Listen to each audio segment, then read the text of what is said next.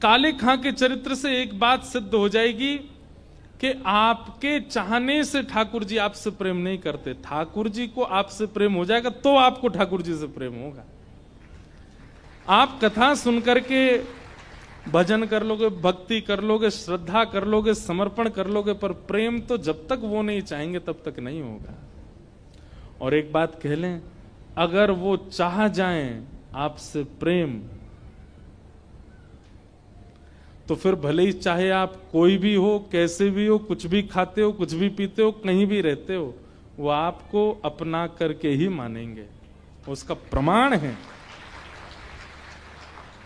न जाने कौन से गुण पर दया निधि रीझ जाते हैं। आपका कौन सा गुण उनको अच्छा लग जाए क्या पता। पर हां, एक बात मैं स्पष्ट रूप से दावे के साथ कह सकता हूं, आपकी जाति नहीं देखेंगे, आपका खान पान भी नजरअंदाज कर देंगे, लेकिन आपका स्वभाव सरल होना चाहिए बस। अगर आप सरल स्वभाव वाले हो तो अंग्रेज हो तो भी ठाकुर जी स्वीकार कर लेंगे, मुसलमान हो तो भी ठाकुर जी स्वीकार कर लेंगे। काले खां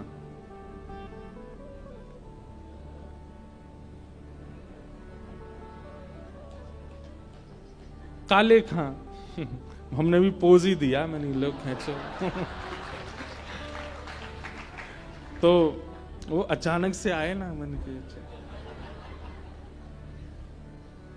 तो मैं क्या बताया था। काले खां तो काले खां जो थे अपने घर चलाने के लिए काम ढूंढ रहे थे, कहां काम करूं। पढ़े लिखे इतने थे नहीं, तो कहीं अच्छी जगह उनको नौकरी मिल नहीं रही थी। तब उनको एक ऑफर आया, बोले क्या, बोले मदन मोहन जी के मंदिर में बाहर जो परिक्रमा मार्ग है वहां झाड़ू लगाने की सेवा, और मदन मोहन जी मंदिर पर चढ़ते हैं, ऊपर सीढ़ियां हैं, उसकी साफ सफाई, मतलब साफ सफाई की सेवा के लिए उनको करना हो तो कर लो। बोले क्या बुराई है, हम अपना नमाज अदा करते हैं, अपने भगवान को हम पूजते ही हैं। बोले घर चलाने के लिए अगर करना पड़े तो कोई दिक्कत नहीं। मतलब नैष्ठिक मुसलमान थे वे, जितने समय पर नमाज करनी चाहिए, जैसे नियम होता वो सब करते थे, टोपी ओपी पहन के, जैसा उनका वेशभूष रूपा सब वैसे ही रहते थे। लेकिन मदन मोहन जी के मंदिर में उनको झाड़ू की सेवा और साफ सफाई की सेवा, रखवाली की सेवा मिल गई। सुबह जाना, मंगलाक से पहले पहुंच करके सब साफ कर देना, और फिर शाम तक वहीं रहना। बीच बीच में भोजन पाने अपने घर जाते थे, फिर दोबारा वहीं आ जाते थे। और उनको प्रतिबंध भी था और उनका मन भी नहीं था, कभी वो मंदिर के भीतर नहीं जाते थे, बाहर ही बाहर सब रखवाली करते थे। अनेक वर्षों तक मदन मोहन जी की सेवा करते रहे, पर आज तक कभी मदन मोहन जी का रूप नहीं देखा उन्होंने। पुजारियों से और भी सब लोग जो मंदिर में थे, सबसे उनकी अच्छी बातचीत होती थी, पर ठाकुर जी को बस ऐसे ही अपने ठाकुर के प्रति उनकी श्रद्धा थी। लेकिन ठाकुर जी को वो भा गए, क्योंकि हृदय बहुत सरल है, हृदय निर्मल है, हृदय बहुत पवित्र है, भले ही कैसा भी है पर पवित्र हृदय वाला। और एक दिन राजभोग आरती हो रही थी श्री मदन मोहन लाल जी की, और वहां भीड़ में कुछ लोग सीढ़ियों पर खड़े थे, उनमें कुछ कहा सुनी हो गई, तो उनकी कहा सुनी हुई तो ये वहीं खड़े थे। उनको संभालने के लिए, उनको दूर करने के लिए एक सीढ़ी चढ़ के उनको अलग कर रहे थे, और ये कुछ संभाल रहे थे व्यवस्था। और व्यवस्था, अरे भाई ऐसे नहीं करो, देखो तो आरती हो रही है, ऐसे मत करो, और देखो देखो आरती हो रही है, ऐसे कह के जैसे इन्होंने सामने पहली बार आज श्री मदन मोहन जी को देखा।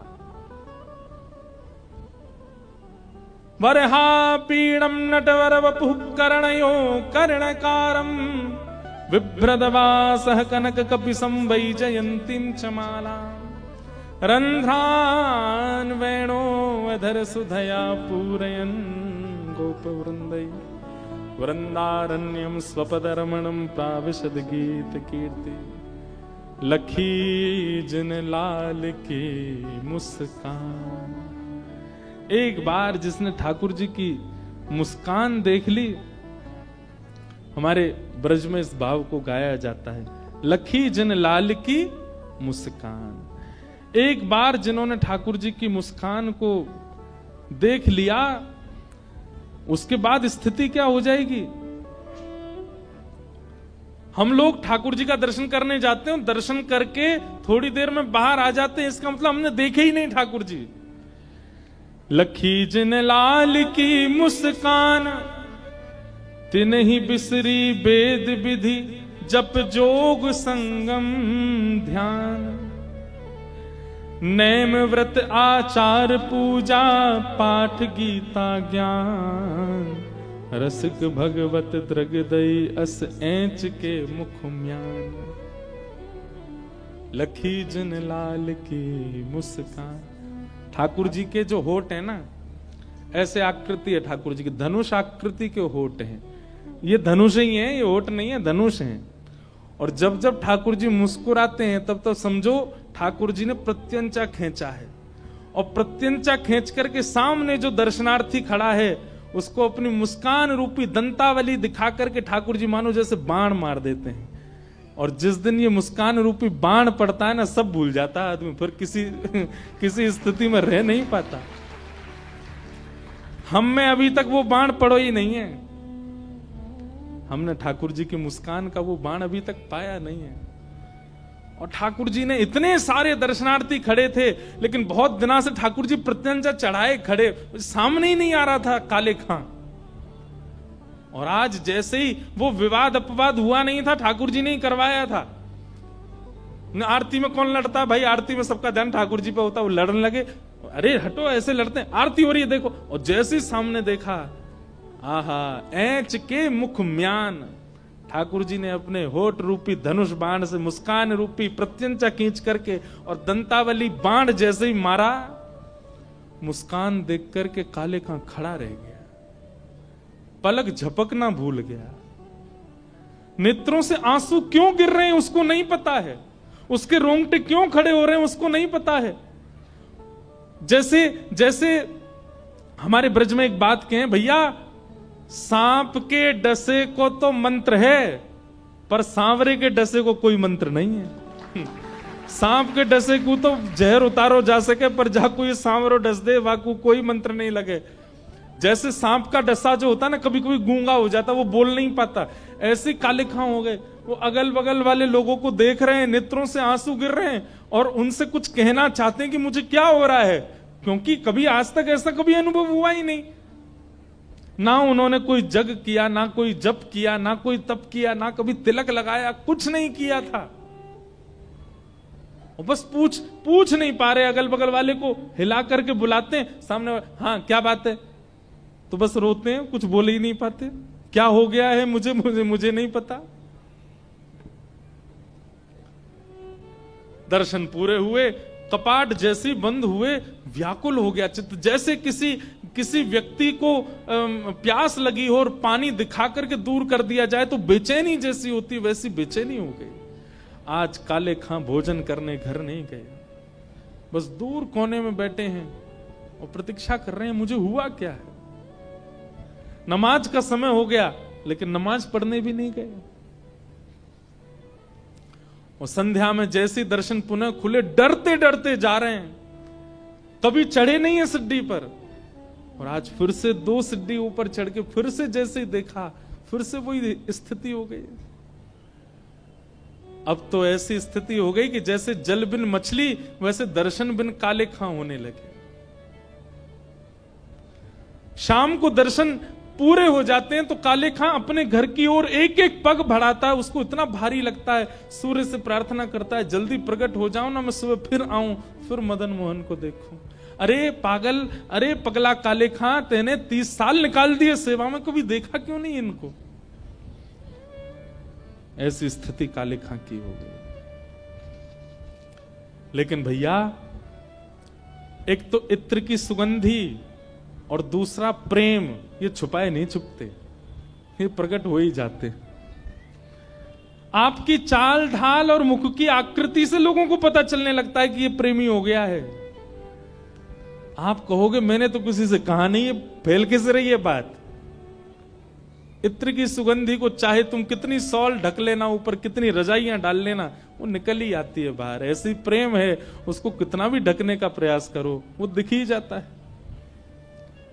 काले खां का प्रेम अब पता लगने लगा। क्यों?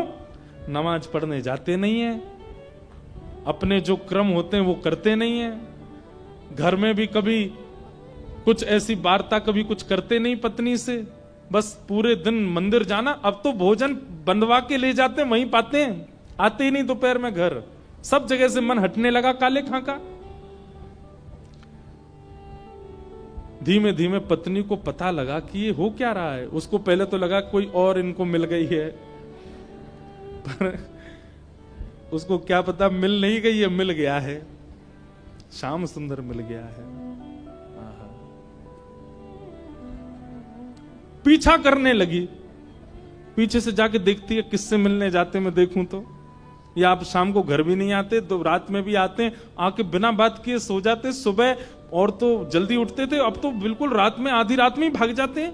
कहां क्या है, सब जगह देख लिया लेकिन पत्नी को कुछ नहीं मिला। हाँ, एक अंतर दिखा, क्या कि जब आरती होती है तो सबसे पीछे नीचे वाली सीढ़ी पर खड़े होकर के काले खां भी दर्शन करता है। पत्नी ने एक दिन पूछा, आजकल नमाज पढ़ने नहीं जाते आप? समय कहां है मेरे पास में, मैं वहीं कर लेता हूं अपना। वो नहीं, समय तो निकाला जाता है। और दूसरी बात, मैंने कल देखा था, मैं आई थी मंदिर किसी काम से, तो मैंने देखा था तुम वहां आरती में दर्शन कर रहे थे। ये हमारे भगवान नहीं है, इनका दर्शन क्यों करते हो? हमारे भगवान है, उनके पास जाया करो, मस्जिद में जाया करो, आदि आदि ये सब किया करो, यहां सब क्या कर रहे हो? काले खां ने बात को टाल दिया, हाँ छोड़ दूंगा, वो तो दर्शन नहीं कुछ था इसलिए देख रहा था। लेकिन पत्नी को शक हुआ और वो उसने 2-4 बार देखा तो काले खां दर्शन करते ही मिले। आज पत्नी गुस्सा बैठी थी घर पर, जैसे काले खां लौट करके आए, क्या बात है, गुस्सा क्यों? बोले तुमको पता है हमारे विवाह को 15 वर्ष हो गया और आज तक बालक का जन्म नहीं हुआ है। हमने सुना है अपने बड़ों से कि जब हमारा ईश्वर प्रसन्न होता है तब हमको संतान देता है। तुम अपने ईश्वर को मनाते नहीं, दूसरों के ईश्वर को मनाते हो, इसलिए तुम्हारे संतान नहीं हो रही है। मैं कारण नहीं हूं, तुम कारण हो। अपने भगवान को भजोगे तो कृपा करके हमको बालक मिलेगा ना। तुम दूसरों के भगवान को भजते हो, मुझे सब पता है। काले खां रोने लगते, देवी मैं तुम्हें क्या बताऊं, तुम समझो तो मैं तुम्हें बताऊं। बोले क्या समझाना चाहते हो बताओ। बोले कैसे उसके पैर हैं, ऐसा त्रिभंग लली बन के खड़ा होता है, नेत्र ऐसे सुंदर अद्भुत, क्या मुस्कान है, ऐसे अधर। अरे मुझे तो यूं लगती है कि ये यशोदा मैया को लाला इतना सुंदर, ऐसे सुंदर उसके भुजा, ऐसे सुंदर। मैंने कुछ किया नहीं, अपने आप मेरा मन उसमें लग गया है, मैं क्या बताऊं। सुनकर के पत्नी तो बोली मैं कल अपने भाइयों को बुला रही हूं, ये सब क्या चल रहा है? तुम तो पूर्ण रूपेण बिल्कुल धर्म परिवर्तन की स्थिति में आ गए हो, तुम उन्हीं के होने वाले हो। नहीं नहीं नहीं, धर्म परिवर्तन आदि का मेरा विचार नहीं, मैं तो तुमको अपने मन की बात बता रहा हूं। पत्नी ने इतना टोक दिया कि काले खां बताने से पहले पी गए सारी बात, कुछ नहीं बोले। पत्नी अब रोज टोकती है, समय से नहीं आते, भोजन नहीं करते, ये नहीं। इतने परेशान हो गए काले खां। काले खां बोले तुझे क्या चाहिए? बोले तुम अपने भगवान को भजा करो ताकि वो प्रसन्न होकर के हमको बालक दें। काले खां आज मंदिर गए और मदन मोहन जी से बोले इतने वर्षों से मैं आपकी सेवा कर रहा हूं, कुछ मांगा नहीं नाथ, अपने लिए नहीं चाहता, पर ये मेरे रिश्तेदार नातेदार मेरी पत्नी का मुख बंद हो जाए, उसके लिए एक बालक कृपा करके मुझे दे दो। मैं आपसे अपने लिए नहीं मांग रहा हूं, मैं फिर कहूंगा मुझे अपने लिए नहीं चाहिए, पर मेरे और आपके बीच में बाधा बन रहा है ये बालक का ना होना, इसलिए नाथ मैं आपके दर्शन से वंचित ना रहूं, मैं आपके पास आता रहूं, उसके लिए एक बालक दे दो ताकि मेरी पत्नी उसमें ही लगी रहे, मैं आपके पास रहूं। और ठाकुर जी ने ऐसी सुनी, उसी सप्ताह में पत्नी को गर्व हो गया। अब तो पत्नी ने अपने जैसे ही काले खां को बताया कि आज मुझे पीड़ा हुई, वैद्य ने बताया है गर्भ में बालक है। काले खां की तो छाती चढ़ गई। वो तुम बहुत टोकती थी कि ये क्या देंगे, ये क्या देंगे, उन्हीं से बोला था मैंने, मदन मोहन जी ने कृपा करके दिया ये। अब मुझे टोकना नहीं, रोकना नहीं, और किसी रिश्तेदार को बोलने की जरूरत नहीं, मैं जैसे रह रहा हूं मुझे करने दो। काले खां तो रोज जाते हैं और रोज अब तो मदन मोहन जी के और पास रहने लगे। क्यों? आपने कृपा करके मेरी पत्नी का मुख बंद करवा दिया, अब मैं बहुत खुश हूं, आपके मेरे बीच में कोई नहीं है। रोज दर्शन करते हैं ठाकुर जी का। बालक का जन्म हुआ, उसका नाम रखा जो भी था। धीमे धीमे बालक बड़ा हुआ। 8 वर्ष तक बहुत बढ़िया सब कुछ चलता रहा।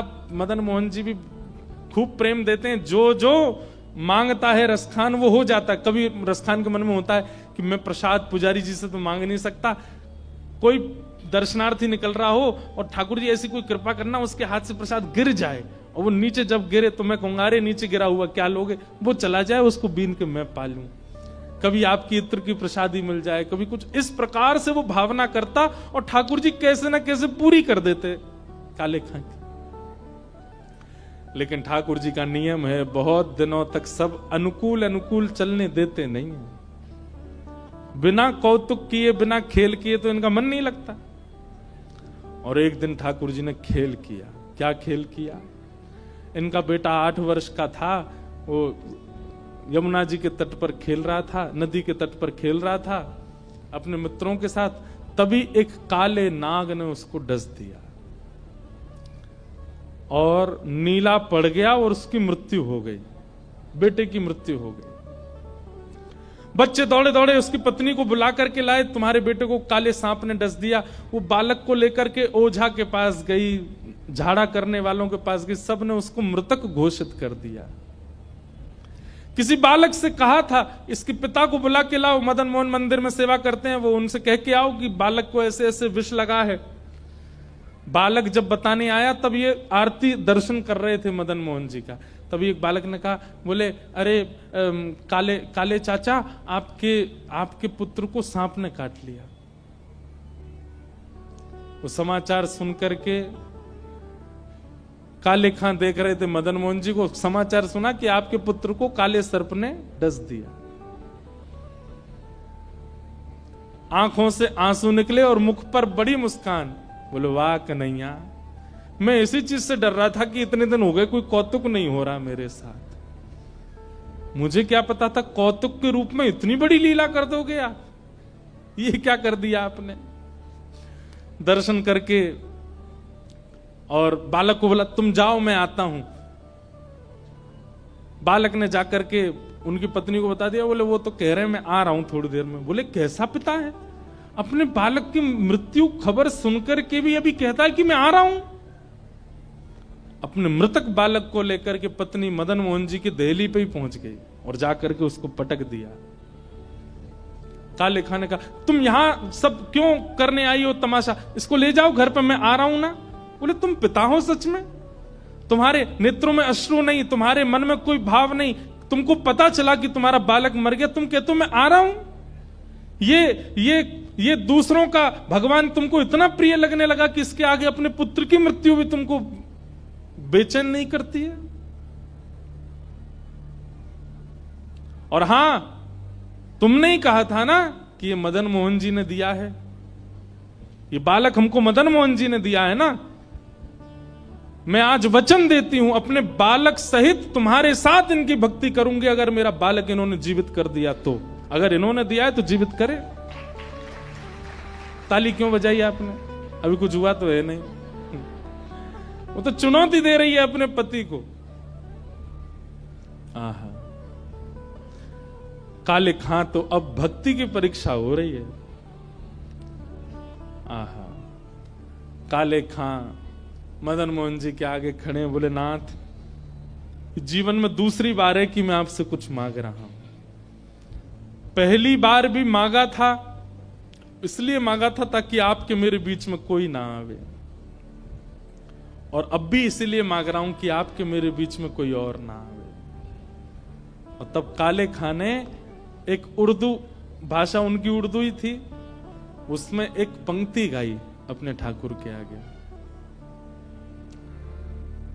कि मुसफ़्फ़क़ सफ़ीक रफ़ीक दिल दोस्त मेरे, मेरी नजदीकी हकीकी ख्याल कीजिए, मेहरबान कदरदान आला तू जहान बीच, मुझसे गरीबों का गुनाह माफ कीजिए। काले बेकरार खड़ा तेरे दरबार बीच, नंद के कुमार जरा गौर कुछ कीजिए। और अंतिम बात जो काले खां ने कही है, मदन मोहन जी मानो जैसे हिल गए हों अपने स्थान से इस बात को सुन के। अंतिम बात क्या कहता है? हिंदुओं के नाथ तो हमारा कुछ दावा नहीं। मेरे परिवार, मेरे रिश्तेदार और मेरे समाज के लोग मुझे यही कह के टोकते हैं कि आप हिंदुओं के भगवान हो। हिंदुओं के नाथ तो हमारा कोई दावा नहीं, पर मैंने तो सुना आपको जगन्नाथ बोलते हैं। आप तो जगत के नाथ हो जगत के नाथ तो हमारी सुध लीजिए। यदि आप वास्तव में जगन्नाथ हो, यदि आप वास्तव में जगत के नाथ हो, तो इस जगत में मुसलमान भी है, मेरी सुध लीजिए नाथ। अंतिम पंक्ति जब काले खां ने कही, हिंदुओं के नाथ तो हमारा कुछ दावा नहीं, हो जगत के नाथ तो हमारी सुध लीजिए, ये बात जैसे ही कही है उसने, अब तो ठाकुर जी पर बात आ गई। भाई जगन्नाथ हो तो जगत में तो सब आते हैं, हम भी आते हैं, हमारा ध्यान दो। ठाकुर जी ने कहा मैं हिंदुओं का नहीं, मैं तो सबका हूं। और इतना कहते ही वहां हजारों लोग खड़े थे, पत्नी खड़ी थी। मृतक बालक काले खां का उठ बैठा, जीवित होकर के खड़ा हो गया और खड़े होकर के तुरंत अपने पिता की उंगली पकड़ करके कहा, पिताजी वो कहां है? पिताजी बोले कौन?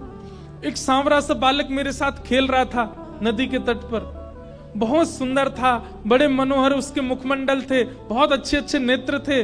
पिताजी उसकी पीले वस्त्र मुझे इतने अच्छे लग रहे थे, मैंने उससे कहा था अपनी माँ से मुझे मिलवाओ, उसने मुझे वचन दिया था कि वो अपने नंद भवन मुझे लेके जाएगा।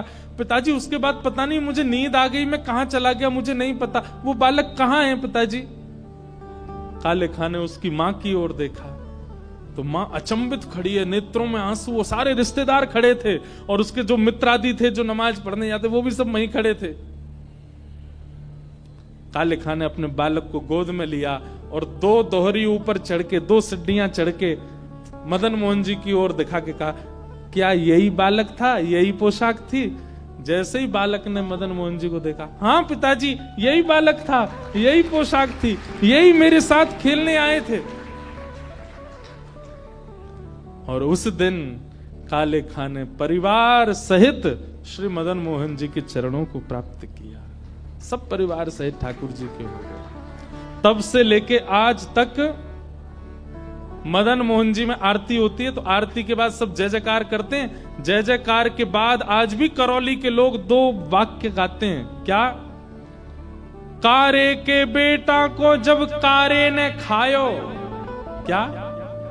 कारे के बेटा को जब कारे ने खायो, तब कारे की कविता सुन बेटा जिवायो है।